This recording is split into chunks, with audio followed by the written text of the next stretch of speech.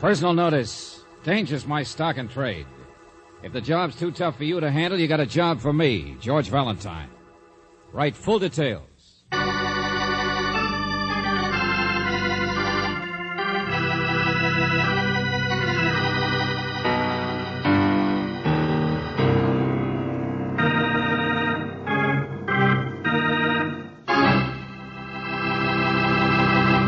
I wonder if the time will ever come when George Valentine runs into a problem that's even too big for him to handle. So far, he's been lucky. But you never know. Take this Peter Van Rassel that he's about to tangle with. Peter is one of those charm boys with an accent who just arrived here from Rangoon. He looks like the type of character who could handle himself under almost any circumstances. But he must have hit a snag, because right now, all Peter has in mind is let George do it.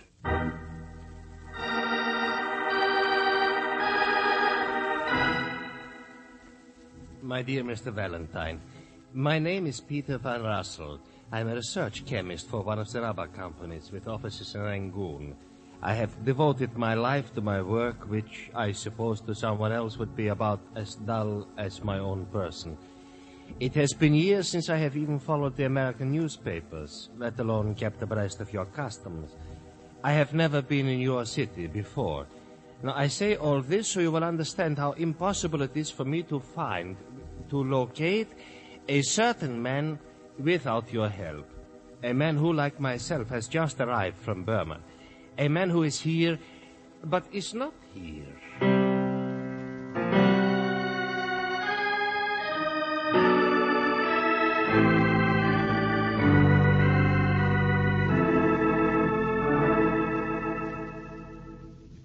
It is a debt of honor, you understand, purely a personal matter.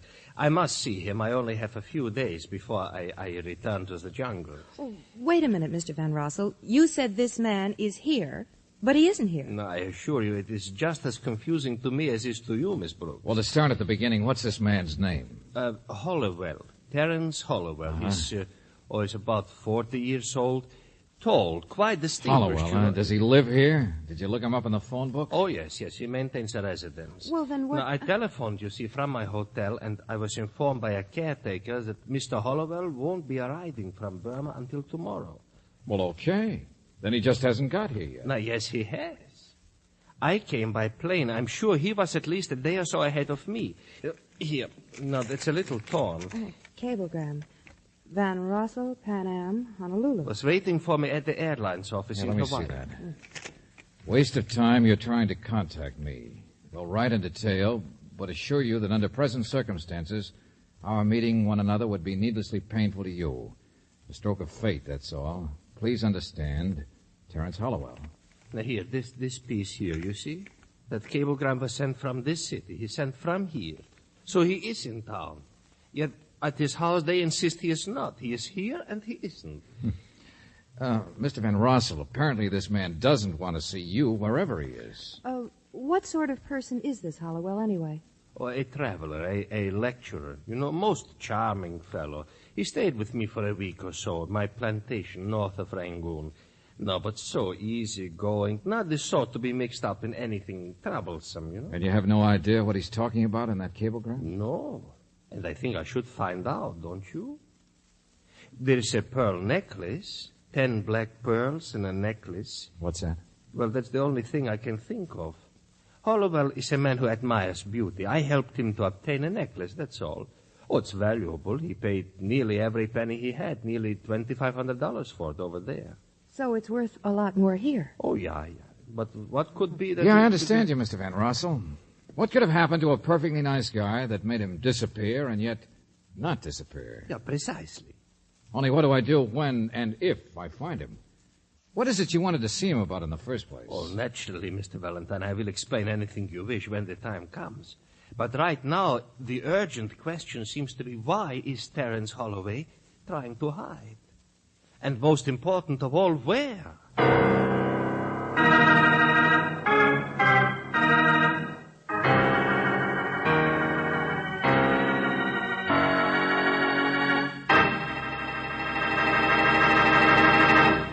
You know, if I had a monster like this Peter on my trail, I'd hide too. This boy spells trouble with a capital T. But then George is smart. He'll know what to do. And if you're smart, you'll know what to do when it comes to this. Now let's see how George is doing in his search for old Terence. I guess so far not so good. And Brooksie isn't being a bit of help either. George, Mr. Van Rossel has already tried calling the house here. I can't see any reason for our Always try. start with the obvious, Angel. Maybe this Hollowell just doesn't want to be bothered with our Dutch friend. You know, look me up sometime, and then the people take you up on it and you're stuck. But he was his guest in Burma. He wouldn't be Wait a rude. minute, hold on a minute. Good morning. Good morning. Are you from the house here? I mean... It seems so unusual. All those wonderful little birds out at this time of morning. Don't you think? Well... They should be sleeping in the middle of the day. Yes. But it's not hot, is it? There's no reason for them to be sleeping here. Well, we just wondered if you... Oh, my, no, I'm not from the house. No, indeed. You see? I have my umbrella. Yes, I see. Yes, this is Mr. Hollowell's house, though. I only carry my umbrella from habit, I suppose. It's ridiculous, isn't it? You haven't rung the bell yet. Yes, it's Mr. Hollowell's house. It's his. It's not like him, though, do you think? We've never met him. Oh, you've never heard him talk. You've never heard the beautiful words he uses. With such a sad expression. But so exciting. All the romantic places. The intimate, beautiful thought. What did you say? Oh, no, I haven't rung the bell, no. You may if you wish, but it won't do any good. Why not? She's at home. Perhaps she'll throw you out like she did me. What? His wife, Mrs. Hollowell. Yes, his wife. Oh, don't mind me. I'm just waiting. Just waiting.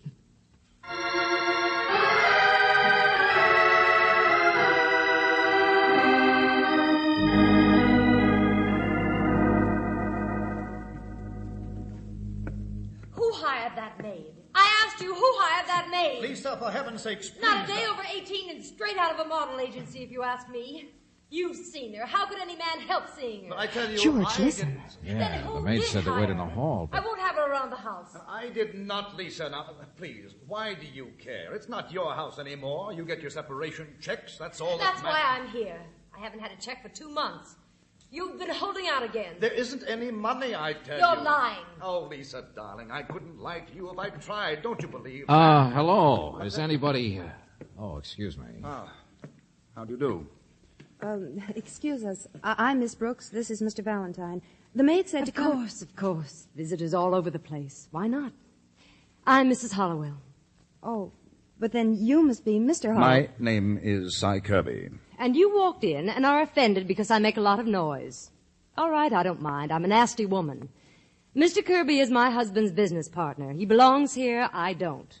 He's the one you want to see. What club do you represent, Mr. Valentine? What club? Don't tell me you're a process server. Which one of my husband's rich women friends do you... Lisa. Isn't it about a lecture? Really, that's our only business, you know, travel talks. And I just assumed you were like the lady out there with the umbrella or the committee of women out in the hall. No. Newspaper, that's all. Wanted an interview. We understood Mr. Hollowell had just arrived from Burma. He won't be back until tomorrow. Yes, that's right. Tomorrow. Oh, I see. Well, I understood he might have arrived already. No, but I'm sure Mr. Kirby can tell you everything you want to know about my husband. Of course. Every bit of publicity counts. Uh-huh. Well, look, I wondered if we could get a picture of Mr. Hollowell. Naturally. Delighted. I suppose even Burton Holmes needs a little press cooperation now and then. Come along. We'll find a photograph in his desk.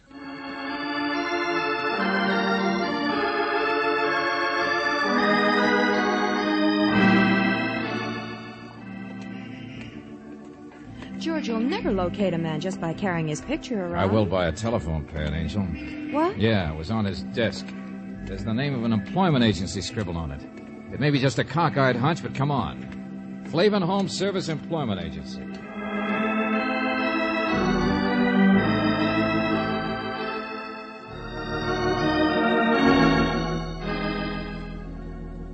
No, Mr. Flavin, there's nothing wrong. I just phoned you to check, that's all. So Mr. Hollowell did hire the girl himself, huh? I see. And he phoned from the Benson Hotel. Okay, thanks a lot.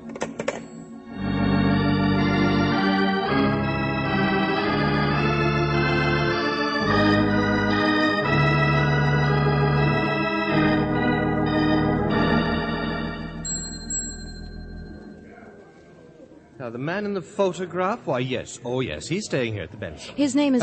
Could you just tell me what his room number is, please? 325. Oh, but his key is in. I think he's probably across the street. What's this all about, Mr. Valentine? You mean that theater over there? No, a little jewelry store. I've seen him go in there before. Jewelry? Yeah. George, remember the pearl necklace? Yeah. What's that? I don't know, friend. It's all too much for me. Suppose we just wait. What's the matter? Give me that photograph. George. That's him, isn't it? Oh. May I have my key, please? 325. Mm-hmm. These people were just asking about you, Mr. Smith. Oh, they were? Mr. Smith? Why, yes, young lady. Mind if we step over here a second? Well, no, not at all. But, what do you wish to see me about? It's Hollowell, isn't it? Isn't that your name? Oh, why, yes. Yeah, but who are you? I don't understand. Neither would the clerk over there if you told him. Neither would I. No, I don't think there's any law against a man being incognito, is there? Who sent you? My wife? Her lawyer? Well, that's the obvious explanation, isn't it? She has a little trouble collecting money from you, I understand. Well, I suppose everyone has money troubles. Never these mind, days. I'm not interested. But, what is it you want? Every minute I want less and less, Buster. Come on, Brooksie. We've done our job. Nice to have met you, Mr. Hollowell.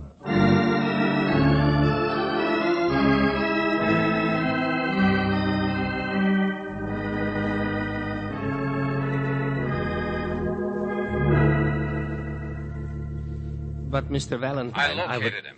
That's all you hired me for, Mr. Van Rossel. Yeah, the Benson Hotel. Now, you've done a very good job. Oh, wait a minute. Not so fast, friend. You said you'd do a little explaining yourself. Why he sent a wire brushing you off is another matter, and I want to know. Of course, yes. I said I would tell you. Well, a debt of honor, that's all. And I appreciate so much your finding him. I am really not concerned with whatever his little problems are. Well, then? Because I am only here from Burma, you understand, to kill him.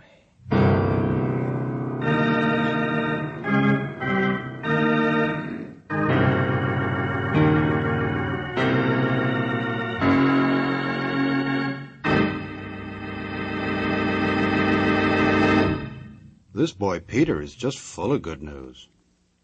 Wonder how he has the nerve, though, to go blabbing it to George. You know, if I were George, I'd hot-foot it right over to police headquarters. And if I were you, I'd pay close attention to this.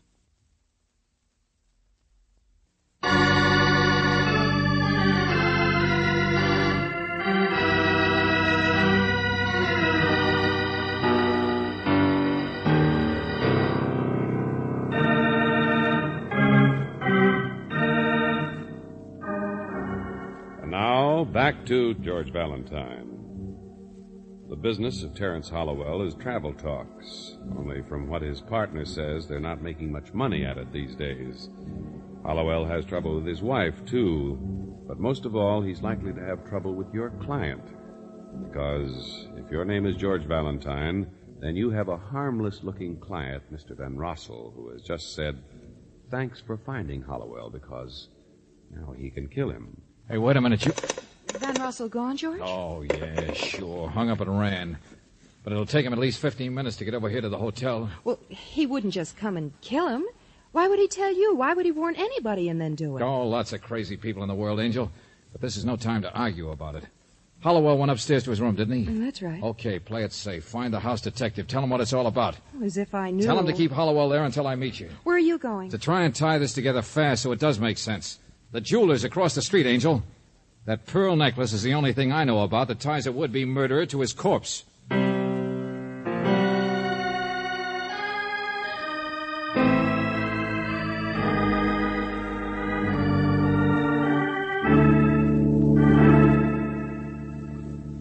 Yeah, beautiful. Such pearls I have never seen. You mean this is it? This one right here? Yeah. A relic from the days when there was time to collect, when beauty was not rhinestones. Now, look, I asked you. So even to buy something, you must be in a hurry. All right. $15,000.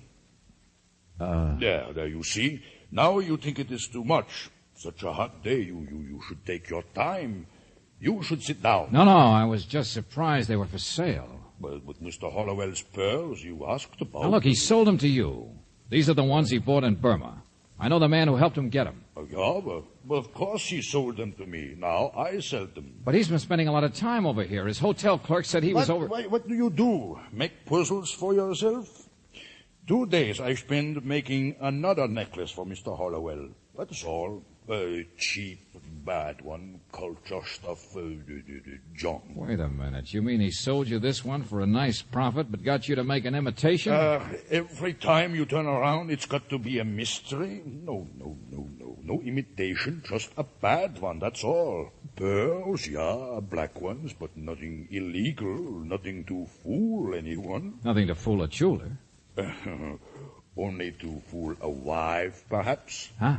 I know this man from before. Well, what's wrong with that? I fool my wife.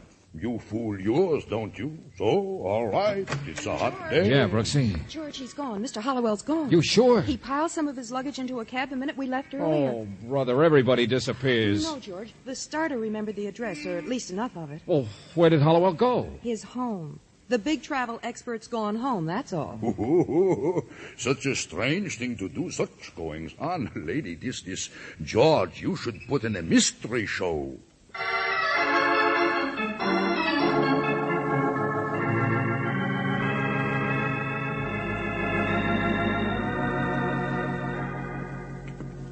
Mr. Valentine, I'm so sorry I was rude this morning. Oh, not at all, Mrs. Hollowell. Through here, please. He's unpacking now. And look here. He brought me this. Pretty necklace. Oh, you already noticed it. But see, it's real black pearl. Nice husband. He bought it with his last penny in Burma. I know it was because Cy keeps the books and he told me. How could I stay angry at a husband like that? Oh, Terence. Terence, darling. Yes, my dear? I won't keep him long, Mrs. Hollowell.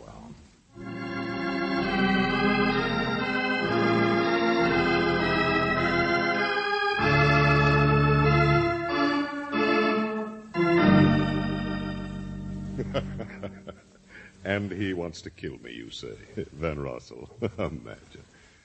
Imagine his even being here. Sure. It's very amusing. He's insane, of course you know that. Lived in the jungle too long. Nothing but work. I think it's very amusing the way your wife fell for the phony necklace, too, Buster. What's that? Oh, don't worry. I'm not going to tell her. She'd start worrying again about that pretty maid you hired. How much does your partner, Cy Kirby, know about that little profit you made on the necklace? Buying it for $2,500. Buying? Well, didn't you? In Burma? The real one? Or is that what Van Rossel is upset about? Something to do with that necklace? Oh, get out of here. You've given me your little warning, and thanks very much. Goodbye. Oh, no. My curiosity gets bigger and bigger the more I talk. This is my house. I've done nothing criminal. I got out of here, I said.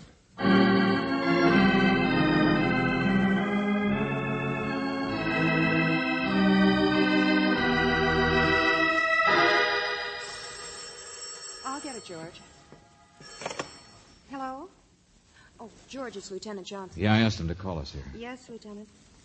Yes? Mm-hmm. George, they finally found Van Rossel. They picked him up at 5 o'clock. He's been watching that hotel of Hollowell's all afternoon. Oh, give me that phone. Hello, Johnson. Let me talk to that guy. No thanks for picking him up. No thanks for anything. All right. Thanks. Well, would you... Besides, you're not going to talk to him. He just fainted. Besides, he's downtown, and I'm not. What? He what? Things got hotter after you left, I guess. I went at the Hollowells, and boy, do you get things turned around. That Van Rossel of yours is the only one who couldn't have murdered him. Murdered? You heard me. Hollowell, the big travel and charm boy, stopped 3 bullets.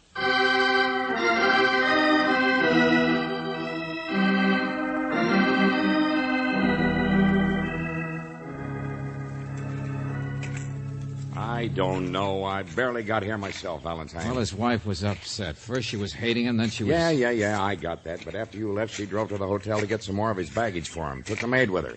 They were the ones found the body when they came back. Yeah. Right here in this hammock. That's right. In the hammock. Yeah. What a light. Not if you did. We got the place pretty well roped off and fast, but it's big. Lots of space. Cy Kirby. Been this guy's partner for years. Says he was upstairs and didn't hear a thing. We tried it out, and you can't hear from wait a there. minute, Johnson, wait a minute, will you? What's the matter? Look, Johnson, I could have stopped it. I could have added up all the little tips and stopped it. Take it easy. The guy was a heel, big soft soap artist, big fake, romance for the buck. But I could have figured out why a man would tell me he was going to kill in advance. Sure, a debt of honor. Look, I told you Van Rossel wasn't within He miles. hired me to find the guy, showed me a wire. But suppose it wasn't his wire. Yeah, Torn, that's right. First part of the name was Torn. Beat yourself with something I can recognize, will you? Look, Johnson, every little thing adds up in one direction. So funny the bird should be awake in the middle of the day, she said. Said it wasn't hot on a very hot day. Look, I my know friend. I'm crazy, but so's murder. We don't even scratch the edges of it, Johnson. But an umbrella does. Huh? Yeah, look. Suppose she came from Burma. Suppose Van Rossel was chasing after her, too, trying to protect her in advance, or trying to get Hollowell protected in advance to stop it. Well, the umbrella over there, can't you see it? Suppose it belongs to her. Suppose she's not a clubwoman, Johnson, but Van Rossel's wife.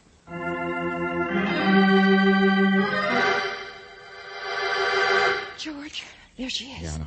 She's got a revolver. She's watching us. Stay where you are. All right, lady, sure. Now, don't worry. My name isn't Hollowell. I killed him. Did you know that? I know. But take it easy, please. It's all over. No, it was all over a week ago. He told me that when he left Burma. But I wouldn't believe She was in love with him. Oh, George, the poor I thing. know. Just waiting till he got here to shoot him. Oh, leave me alone. Please, leave me alone. You are Mrs. Van Rossel, aren't you? Yes. Yes, I was. I mean... I know. Your husband told me about Hollowell visiting you for a week. I followed him. What of it? So I'm a stupid, middle-aged fool. I saw the cablegram that missed you in Honolulu. Get away, please. Please get away. I'm sorry, lady. I want that... All right, Brooksie, take it easy. She's shooting in the dirt. She doesn't want to hurt us. It's just Hollowell that she... Stop it, I said. Get away. Hey, that's 3 shots, Brooksie. And there's 3 in Hollowell. That makes 6. All right, it's all over now, lady. You've done all your shooting. Get away, I said. Oh, brother, have I been wrong? George, she's pointing it at herself. Hey, look out! Bring that. Yeah. Sure, lady. Still another shell. All right, now let's see your purse. You've got your purse, haven't you? There it is, George. She dropped it. No shells there. Huh. Guess we did some good after all, Angel. Everybody else had a motive, too. Wonder which one shot him first. I shot him. Lady, you fired your gun 4 times just now. There are 3 bullets in Hollowell. 3 and 4 is 7. So who shot him first?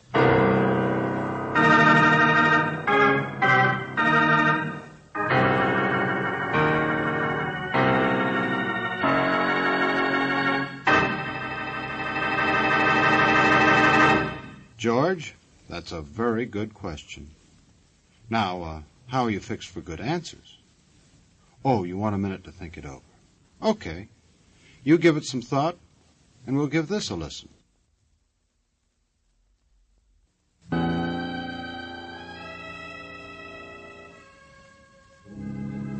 Cy Kirby, Mr. Van Rossel. He was the only one it could have been. You see the others, his wife and the I maid. understand, yeah. Well, they got him fast enough. He didn't have any story cooked up. It wasn't premeditated or anything. Of course.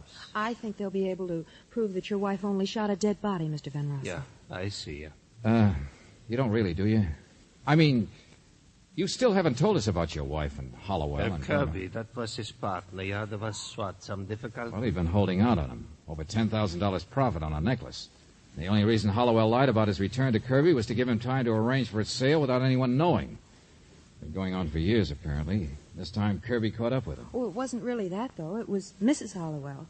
No matter how mad she got at her husband for carrying on with other women, no matter how many times they separated, she always went back to him. And Kirby couldn't stand it. He loved her, too. It's always love, one way or another. The same as your coming after your wife, even after she'd left you. I suppose there will be a trial. I suppose my wife... Well, there certainly will be an investigation. Maybe about shooting somebody who's already dead, but why won't you talk about your wife? Why won't you tell me what I want to know, that silly business of the necklace that kept confusing us? That was a wedding present I gave to her years ago. She gave to him. That's all. Nice guy, Hollowell. Yeah. But your wife, I mean, she knows that you came after her trying to help. She knows what you're really like, or she wouldn't have tried to kill Hollowell. Don't you understand that? Yeah. Yeah, this is a dull place we live in. And I am not much excitement myself, not glamorous like United States. No. We work it out somehow. Don't worry so much. Goodbye.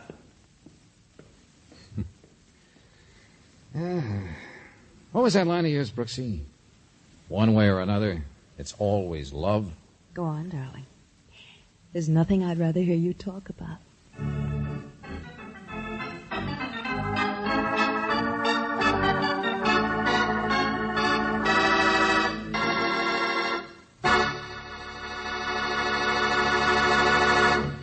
You have just heard No Escape from the Jungle, another Let George Do It adventure. Robert Bailey was starred as George Valentine, with Virginia Gregg as Brooksie. Our story was by David Victor and Jackson Gillis, with music by Eddie Dunstetter. Now this is yours truly inviting you to another visit with Valentine, when you will again hear what happens when you let George do it.